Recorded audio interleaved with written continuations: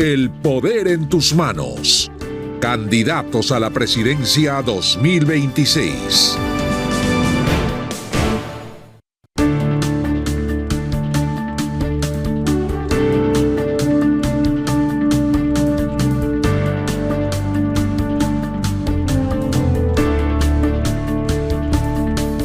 Son las 9:07 de la mañana, estamos en ampliación de noticias y vamos a atender ahora al señor Ronald Atencio, a conversar con él. Él se encuentra en Barranca, es candidato a la presidencia de la República por la de Alianza Venceremos, abogado de profesión, natural de Huánuco. Además, señor Atencio, muy buenos días.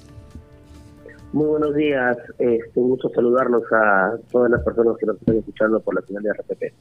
Bien, gracias a usted por atendernos también. La primera pregunta que nos gustaría hacerle es ¿por qué creer o apostar en el Perú por una izquierda que aparentemente, o mejor dicho, evidentemente no ha dado la talla en los últimos años y tras la última elección del señor Pedro Castillo, y por el contrario, nos ha sumergido en una situación de crisis de inseguridad, ¿no? Y de deterioro de las instituciones y deterioro de la capacidad profesional en el Estado incluso? Bueno, lo que pasa es que yo creería que hay una primera falsa apreciación o diagnóstico. Es muy lamentable que el gobierno del expresidente Pedro Castillo haya sido muy corto para hacer un análisis global. Sin embargo, los que han detentado el poder es la señora Dina Boluarte y el señor Gerí, apañados por el Congreso. A quien tendríamos que pedirle cuentas es al actual Congreso mafioso que nos está gobernando desde la época de la señora Dina Boluarte. Pero ese Congreso gobierna, dice usted. Sin embargo, eso no era posible antes de que el propio señor Pedro Castillo intentara un golpe de Estado. Que no le salió es otra cosa. Por eso le digo, el deterioro institucional empezó con el señor Castillo, o no lo puede dejar de reconocer o asumir como una responsabilidad. Un gobierno de izquierda que llega y que empieza de pronto a destruir la meritocracia en el aparato estatal. Bueno, si ya venía deteriorada, empeoró muchísimo la situación, la inseguridad está desbordada y este es el saldo que finalmente nos ha dejado como país. No podríamos echarle la culpa a una persona que ha estado 1 año y medio detentando el gobierno en Palacio. Más bien lo que tendríamos que ver es quién es el que está pervertiendo, quién es el que sigue pervertiendo, quién es el que está haciendo que las instituciones se degraden, y es el actual Congreso de la República, quien tienen todo el control y dominio del aparato estatal. Entonces son ellos los responsables, a ellos habría que preguntarles por todo este deterioro institucional, por la crisis de las instituciones, por el acaparamiento de poder y por todas las leyes pro crimen, pro impunidad y los cambios de constitución que ellos han hecho a su medida. ¿Y qué propone usted para restablecer entonces y corregir todo lo que acaba de decir se ha hecho mal desde lo que ha calificado un Congreso que ha gobernado y un Congreso mafioso? Bueno, lo que tenemos que hacer es refundar la patria, y una de las formas para refundar el país es convocar a una asamblea constituyente plurinacional para que cambie la actual constitución y se vuelva a tener un régimen institucionalizado, se vuelva a tener un principio de separación de poderes, se vuelva a tener instituciones independientes y podamos nosotros tener una mejor gobernabilidad en un nuevo Estado refundado por la nueva Constitución. Señor Atencio, buenos días. Durante unas declaraciones que usted prestó en la Selva Central en días pasados, dijo usted de sí mismo que era el representante de una izquierda moderna, transformadora y democrática. Yo quisiera saber, a partir de estas tres definiciones del tipo de izquierda que usted pretende representar, ¿cómo juzga al régimen dictatorial más antiguo de la historia de América, más longevo de la historia de América, que es el cubano, y cómo juzga al régimen venezolano? Bien, yo he dicho claramente que lo que ocurre, y esa es una etiqueta que me quieren hacer o me quieren vincular a mí, dicho lo que ocurre en Venezuela y lo que ocurre en Cuba es simplemente tema de los cubanos o de los venezolanos. Yo no quiero hacer de mi país ni Cuba ni Venezuela. Mi patria es soberana, mi patria es independiente, nosotros tenemos una autodeterminación y tenemos nuestro régimen democrático, que es vía las elecciones cada 5 años, y es una constitución que reconoce como tal, y yo voy a respetar absolutamente la constitución. Lo que pasa en otras latitudes no es algo que nosotros vamos a replicar. ¿Pero juzga usted que hay una democracia en Cuba y que hay una democracia en Venezuela? Bueno, los propios regímenes cubano y venezolano, principalmente el cubano, se ha calificado como un régimen socialista, es la denominación que ellos tienen.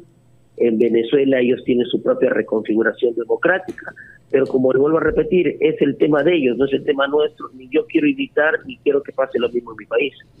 Ahora, usted acaba de decir, yo respeto, nosotros tenemos una constitución y yo la respeto, pero usted la quiere cambiar, usted cree que hay que cambiar la constitución. ¿Por qué? ¿Y en qué punto? ¿Sobre qué base? ¿Qué es lo que está mal para usted en la constitución actual? Bueno, lo que tenemos que cambiar de la actual constitución, primero es este régimen económico empobrecedor. Segundo, lo que se tiene que hacer es restituir el principio de separación de poderes. No podemos permitir que un Congreso de la República en la actualidad tenga una institución que se llame vacancia, que en el fondo es una pistola en la mano que cuando quiere apunta al Poder Ejecutivo, y la interpelación o censura de los ministros que está siendo mal utilizada, y cuando quieren sí la utilizan para bien. Hoy no vemos a ningún ministro ni interpelado ni censurado, a pesar de que han participado, por ejemplo, en los Chifa Gates. Tenemos una gran crisis de inseguridad. O sea, vemos una mala utilización de las instituciones señaladas en la propia ¿Pero es un problema de las instituciones de o es un problema de las personas que están en las instituciones? Lo que pasa es que han abusado de la regulación o de la deficiente regulación que se tiene en las instituciones, como por ejemplo la vacancia o la designación de los miembros del Tribunal Constitucional, que hoy más parece un anexo del propio Congreso de la República. Necesitamos cambiar la designación de los miembros del Tribunal Constitucional, fiscal de la Nación. Hoy tenemos un cuello blanco como fiscal de la Nación, miembros de la Corte Suprema. Entonces necesitamos hacer cambios estructurales y profundos para alcanzar el equilibrio y separación de poderes, para alcanzar independencia de los poderes del Estado y para que no exista hoy un sistema parlamentarista, a diferencia de un sistema presidencialista que teníamos. Permítanos, por favor, señor Atencio, una pequeña pausa para ir a la franja electoral que está prevista a las 9:15, y si tiene paciencia de esperarnos unos instantes, retomamos nuestra conversación porque hay varios temas de su campaña que queremos abordar con usted. Así es que vamos a dar paso, Mávila, a la franja electoral, que es una disposición legal, repito, para que con dinero del Estado todos los partidos puedan acceder a la propaganda de sus planteamientos. Adelante.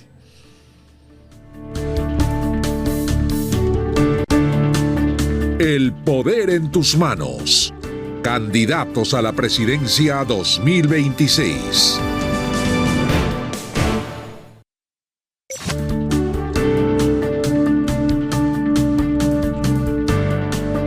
Son las 9:20, retomamos nuestra conversación con el señor abogado Ronald Atencio, quien es candidato a la presidencia por la alianza Venceremos, que ha reunido a varios partidos de izquierda. Yo quisiera preguntarle sobre un tema que ustedes han enfatizado en su plan de gobierno, tengo entendido, hecho con la colaboración de Gustavo Guerra García, y es el tema del agua, porque constatan ustedes algo grave, que es el déficit de acceso al agua potable, 3 millones de peruanos del todo, y otros millones solo parcialmente por horas. Pero ¿cuál es la solución? ¿Qué es lo que haría usted con Sedapal y con las otras 49 empresas públicas encargadas de llevar agua a los hogares peruanos? Bueno, lo primero es que nosotros no vamos a entrar a un proceso de privatización del agua. El agua va a seguir siendo del Estado peruano. Lo que tenemos que hacer es lo que existe en algunas instituciones estatales. Lamentablemente algunas designaciones son más políticas que técnicas, y lo que nosotros tenemos que hacer es un giro en ese tipo de malas prácticas. Necesitamos tener a profesionales idóneos en la dirección y conducción de las empresas estatales, así como también Petroperú y otras.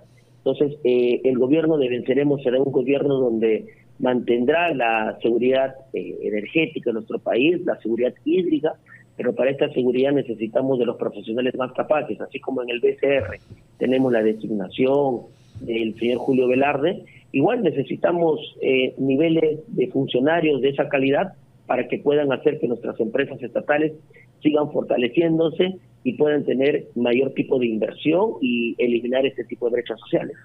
¿Qué haría con Petroperú? ¿Cuál sería su propuesta para sacar a flote Petroperú?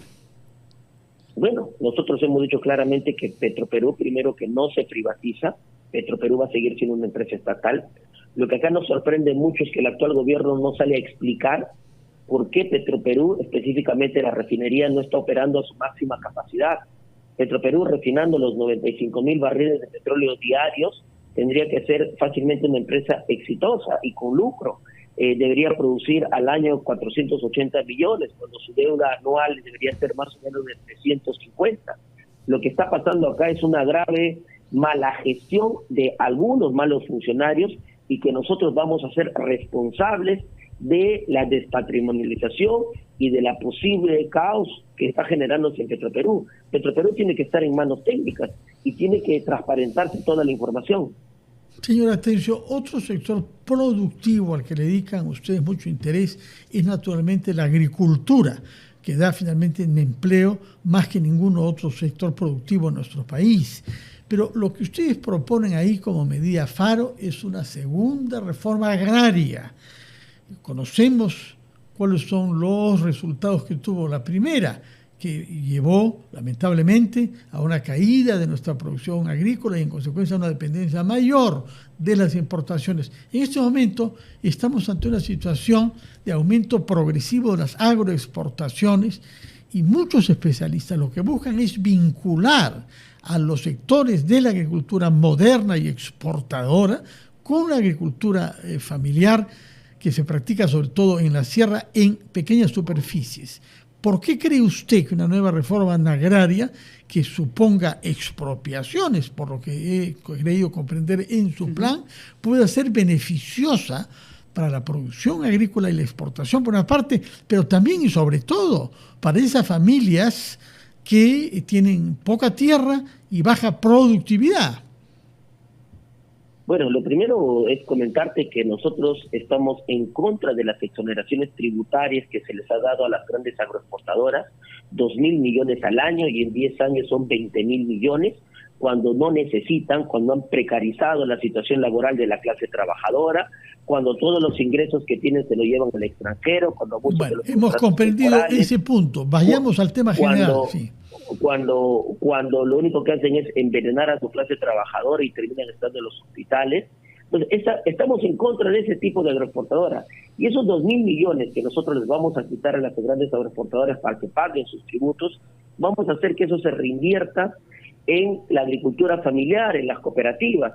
Vamos a reactivar Agrobanco, que va a utilizar las oficinas del Banco de la Nación para dar crédito barato a nuestros agricultores. El 80% de lo que nosotros nos llevamos a nuestra mesa y de lo que comemos proviene de la agricultura familiar, proviene de las cooperativas. Entonces tenemos que ser el eje importante, transformador, para darle crédito barato al sector agrario que tanto falta tiene o tanto le necesita. Por otra parte, ustedes hablan de un impulso a la industrialización, que eso ya se ha intentado también en los años 60 y 70, cuando se llevó a cabo la primera reforma agraria, como usted sabe. Y las condiciones globales del mundo no han cambiado bastante desde los últimos 50 años. ¿En qué sectores y qué tipo de productos cree usted que el Perú podría tener éxito si el esfuerzo del Estado se orienta a la industrialización? Me hace recordar lo que dijo el señor López Aliaga también, de crear en Puno fábricas para transformar en litio, construir baterías y eventualmente autos. ¿Usted simpatiza con ese tipo de propuesta? Bueno, la verdad que lo que dice el señor López Aliaga, cualquier tipo de cosas colindas con hacerle algún tipo de examen, ya sea toxicológico, psicológico, porque el señor López Aliaga dice cada cosa que bueno, no tiene pero creo que no es un argumento, ¿no? No es un argumento. Eso de hacer cárceles en la selva y que las chuchupes sean las que van a dar el control de seguridad, eso de Lima, potencia mundial, Lima, hambre cero, que vas a presionar un botón, un dron y va a venir y te va a entregar alimentos, definitivamente ahí hay una conducta patológica que creo yo que tiene que estar sujeto a un examen médico. Lo otro, el tema de la cuidado con los exámenes nosotros, médicos a los adversarios, es lo que hacía la Unión Soviética, para retirar a los disidentes. Lo importante es refutar los argumentos. ¿Es o no viable lo que se propone? Y regresemos entonces al tema de la industrialización. Claro. Y que el examen médico vaya para todos, ¿sabes? Examen médico, psicológico, toxicológico, yo creería que debería ser una práctica para que se demuestre que los candidatos estamos en nuestro estado más ecuánime. Lo otro, el tema de la industrialización. Nosotros somos una economía primaria exportadora. Prácticamente el 50% de lo que exporta el Perú es materia prima. Nos debería dar vergüenza como país, como Estado, como gobierno, seguir con esa práctica. Necesitamos pasar nosotros a un proceso de industrialización, ya sea de productos intermedios o productos finalizados. Por ejemplo, ahí donde tengamos cobre, tiene que existir una fábrica de cables, genera el proceso de industrialización de nuestro cobre. Pero ¿cómo traería el conocimiento, digamos, para transformar la economía peruana en una economía basada en el desarrollo de la industria? Muy buena pregunta. Lo que nosotros tenemos que hacer es, en aquellos contratos donde ya exista, sentarnos a la mesa con el empresariado para ver la posibilidad de una renegociación y se pueda poner por delante una adenda a efectos de que ellos puedan hacer la transferencia tecnológica, ellos con todos los contactos internacionales puedan hacer acá en el Perú y puedan poner una fábrica de cables, por ejemplo. Y si no lo hace el empresariado que actualmente tenga una concesión de explotación, tendremos que ver la posibilidad de generar algún tipo de vínculo con otras empresas internacionales que puedan poner acá la fábrica, o si tenemos el puerto de Chancay, hacer una industria de ensamblaje, cuanto menos. Entonces tenemos opciones. Lo mismo puede pasar con los árboles, ¿no? Que puede haber una fábrica papelera. Lo mismo tendría que pasar con el litio, que tendría que haber una industria de baterías. Entonces, igual en el norte peruano se podría generar industria respecto a los fertilizantes que puede existir o abonos. Entonces tenemos gran cantidad de recursos, nosotros recursos naturales, que podríamos gestar el proceso de industrialización. Esa es la etapa en la que se tiene que ir el Perú, porque esto va a dar trabajo, empleo seguro para todos los peruanos, más aún que tenemos un 80% de informalidad.